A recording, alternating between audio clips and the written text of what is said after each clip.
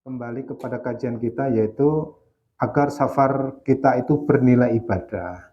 Bapak Ibu sekalian sering bepergian? Tahu macam-macam safar? Nah, ini maka pada pagi hari ini kita akan mengkaji agar safar kita itu bernilai ibadah. Macam-macam safar itu terbagi menjadi 5 ya. Safar wajib. Safar wajib ini harus kita tunaikan. Safar untuk menunaikan ibadah haji, safar untuk menunaikan umroh yang wajib kita tunaikan. Ini adalah wajib. Kemudian safar sunnah, yaitu ketika kita untuk umroh sunnah atau haji sunnah, yaitu kita sudah pernah haji, ya ini namanya safar sunnah ya. Kemudian kita pernah umroh ya, kita melakukan mengulang lagi ya namanya umroh sunnah. Ini kita namanya safar sunnah. Kemudian yang ketiga adalah safar mubah atau diperbolehkan, yaitu safar yang diperbolehkan dalam agama ya. Contohnya bepergian manakala kita mencari rezeki, bepergian untuk yang tidak dilarang oleh agama, itu safar mubah. Kemudian yang keempat, safar haram atau safar haram, itu perkara-perkara yang diharamkan ketika kita melakukan bepergian, misalnya untuk bermaksiat, atau mungkin untuk mencelakakan orang, atau mungkin perbuatan yang menyebabkan itu tidak diridhai oleh Allah, yang diharamkan, itu safar haram. Misalnya berkhalwat, mungkin melakukan kita mungkin chatting dengan seorang pria atau wanita, kita bertemu untuk melakukan pendekatan-pendekatan. Nah, ini yang tidak diridhoi oleh Allah, itu namanya safar haram. Kemudian safar makruh. Apa itu safar makruh? Yaitu ketika kita safar tanpa ada yang menemani, kecuali hal-hal penting, darurat itu boleh. Tapi kalau kita seorang wanita bersendirian, itu makruh untuk safar ya, kalau tidak urgent, penting. Nah, ini jadi ada 5 ya, kita safar itu macamnya ada 5, safar wajib, safar sunnah, mubah, haram, dan makruh.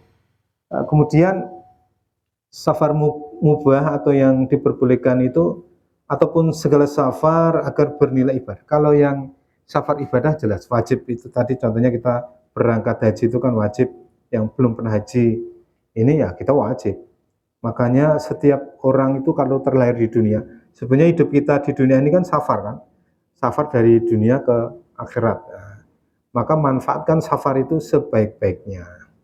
Jadi kita dalam bersafar itu harus mempunyai nilai ibadah. Safar supaya bernilai ibadah itu bagaimana? Ada 2 syaratnya. Yang pertama adalah niat yang benar, kemudian yang kedua adalah safar yang membawa wasilah untuk mensupport amal soleh. Itu ya. Jadi syarat bisa menjadi ibadah itu ada 2, yaitu diniatkan dalam rangka kebenaran. Kemudian yang kedua sebagai wasilah mensupport amal soleh. Kemudian dalil yang dibenarkan kita bersafar, yaitu di dalam hadis riwayat Bukhari Muslim ya. Di Bukhari itu nomor 6333, Muslim itu 1628. Yang artinya sesungguhnya engkau tidaklah menafkahkan sesuatu nafkah dalam rangka mengharap wajah Allah, melainkan akan diganjar dengan usaha itu, sampai pun sesuap makanan yang engkau masukkan dalam mulut istrimu. Nah, ini ya. Jadi dalil niat yang benar itu, ini dalilnya. Ini jadi niat ikhlas, ridho karena Allah Ta'ala, ini nanti akan berpahala.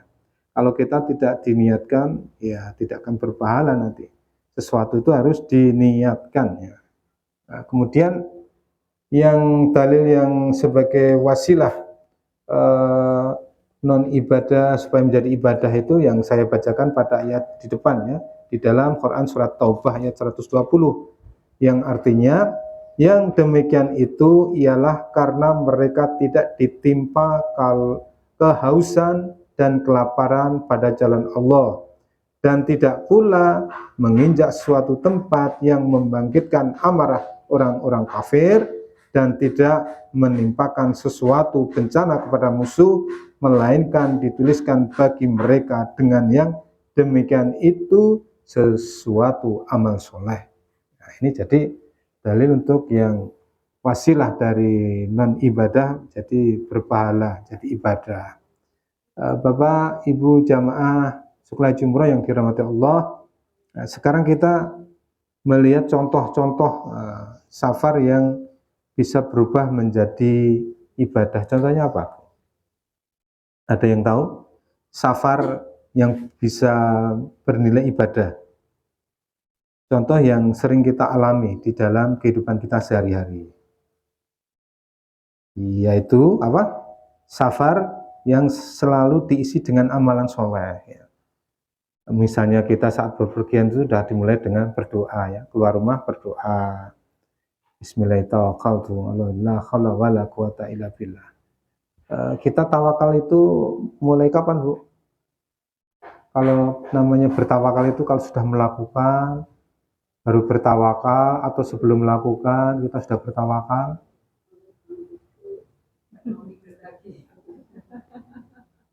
Ya, biasanya orang itu ya sering salah dalam persepsi tawakal, ya. Tawakal itu kalau sudah melakukan kepepet baru tawakal. Padahal di dalam Islam tidak, kan? Kita sudah mulai start itu sudah bertawakal. Coba kita keluar rumah itu sudah disuruh perintah Bismillahirrahmanirrahim. Jadi tawakal itu yang mulai awal, peristiwa awal. Tidak kepepet baru wah harus bertawakal, sudah kebacut toh. Enggak kayak gitu. Jadi mulai start kita ini melakukan tawakal. Nah, jadi kita ini safar kalau bisa diisi dengan doa-doa, zikir kepada Allah. Ini nanti akan bernilai ibadah. Tapi syaratnya yang tadi, yang atas tadi, ya, yaitu apa? Niatnya yang benar, kemudian dalam rangka untuk mensupport amal soleh sebagai wasilah tadi. Itu ya. Kemudian jalan, kalau kita safar keluar kota, itu yang dituju adalah tempat-tempat yang baik. Contohnya ke pondok pesantren sunnah atau tempat-tempat untuk menimba ilmu. Ini adalah suatu hal yang diiringi karena bisa di rihlah juga bisa. Kita pengen ke suatu tempat yang di situ adalah tempat majelis ilmu. Kemudian sepulangnya kita rihlah, sambil rihlah nggak apa-apa. Jadi tujuannya itu bermanfaat, tidak hanya membuang-buang waktu. Contohnya, wah nganggur apa enak ya, yang penting keluar dari rumah lah, biar nggak bunek. Nah itu pokoknya banyak kan orang yang aja penting aku metu saka omah ben ora bunek. Nggak ada tujuannya. Nah, malah ke tempat tetangganya, safar ke tempat tetangganya, temannya, alumni atau sambil malah gosip, sambil malah menyebabkan perkara-perkara yang tidak baik, itu bisa terjadi seperti itu. Kemudian safar yang tujuannya untuk bakti sosial, boleh tidak? Boleh. Contohnya kita safar ke Cianjur, di sana kan baru gempa, kita datang ke sana ikut bakti sosial, memberikan bantuan-bantuan, memberikan sumbangan, memberikan tenaganya untuk membangun masjid atau rumah, itu seperti itu. Safar yang mempunyai tujuan dalam kebaikan. Kemudian safar yang boleh itu juga kita piknik, boleh tidak ibu-ibu sekalian? Nah, boleh ya, piknik atau rihlah itu saat kita mungkin melakukan daurah. Daurah itu kan selama mungkin 1 hari 2 hari di situ ditimpa ilmu terus supaya tidak jenuh, itu biasanya rihlah. Safar juga kemana, ke tempat-tempat pantai atau ke tempat pegunungan, itu dalam rangka mengagungkan ciptaan Allah Ta'ala. Ini adalah safar-safar yang diperbolehkan sehingga bisa menjadi nilai ibadah. Jadi waktu-waktu kita di dalam safar itu dimanfaatkan untuk kemanfaatan ya. Contohnya ya, kita saat di kereta, selain kita berzikir bisa membaca-baca buku tentang agama. Daripada kita bingung ya, atau mungkin kita melihat pemandangan-pemandangan yang kurang menyenangkan, ngalor ngidul nggak jelas, nah, kita mendingan ya buka HP, nah, terus membaca-baca yang bermanfaat, tidak malah membaca-baca yang menyebabkan maksiat. Nah, itu contohnya. Jadi kita ini di dalam safar supaya bernilai ibadah itu harus dimanfaatkan sebagaimana anjuran dari Rasulullah, dari Abu Hurairah radhiyallahu anhu, bahwa kita ini di antara kebaikan Islam, seseorang adalah meninggalkan hal yang tidak bermanfaat. Ini di dalam hadis riwayat Tobroni 2317. Kemudian di Ibnu Majah itu 3976,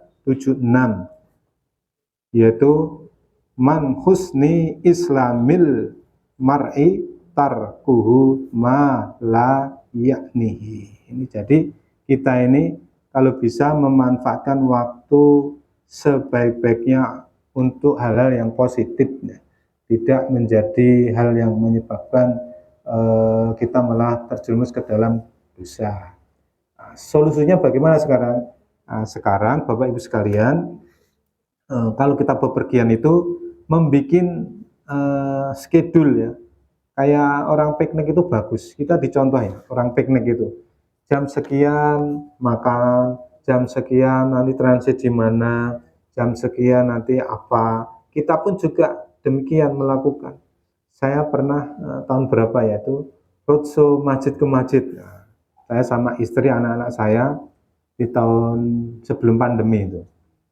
Sebelum pandemi itu kita memanfaatkan waktu-waktu untuk safar. Tujuannya itu tadi adalah kita silaturahim kepada Ustadz ya. Kita mulai dan silaturahim kepada teman-teman haji dulu. Dari rumah kemudian menuju kemana, misalnya ke Masjid Al-Ilham. Di situ waktu duha ya. Nah, kita duha di situ, kemudian sama anak-anak kita kajian sebentar. Nah, kajian ngomong-ngomong tentang masa depan. Kemudian dari situ kita kan ini nilai ibadah ya. Di Masjid Al-Ilham itu pertama itu kita bisa sholat duha, kemudian kajian.